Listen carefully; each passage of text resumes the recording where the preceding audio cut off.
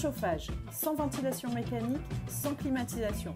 Le concept d'un cabinet d'architectes autrichien, baptisé 22-26, en raison d'une température intérieure oscillant entre 22 et 26 degrés, se présente comme fer de lance du confort intérieur pour un immeuble.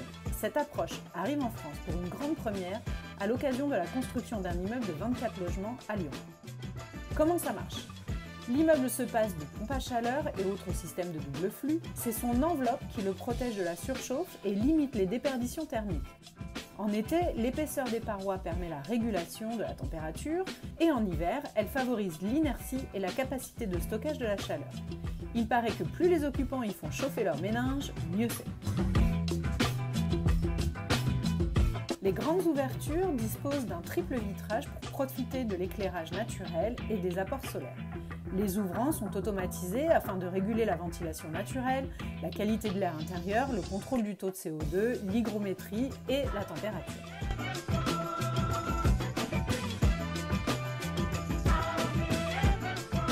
Plus d'1 Français sur 2 souffre du bruit au travail.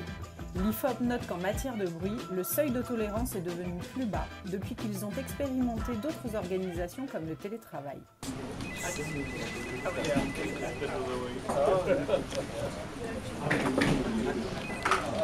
La première source de pollution sonore vient de l'extérieur. 35% des salariés se plaignent des bruits du dehors.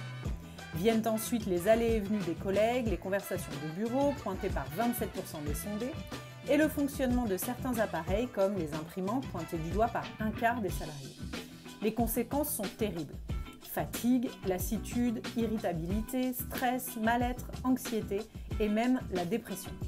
Le bruit devient un sujet de tension au travail, comme quand je me lève toutes les 10 minutes pour aller dire à mes collègues de fermer la porte pendant une visioconférence.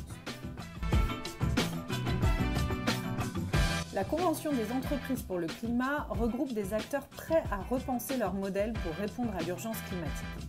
Durant 10 mois, ils ont cherché des moyens de devenir des entreprises contributives au vivant, voire régénératives d'ici 2030.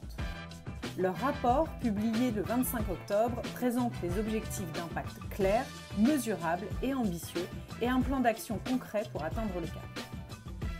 Par exemple, Axéo Services, filiale de La Poste, spécialisée dans les services à domicile, s'engage à ne plus générer aucun déchet non recyclable dès 2030 et à réduire de 30% le nombre de kilomètres parcourus par ses intervenants.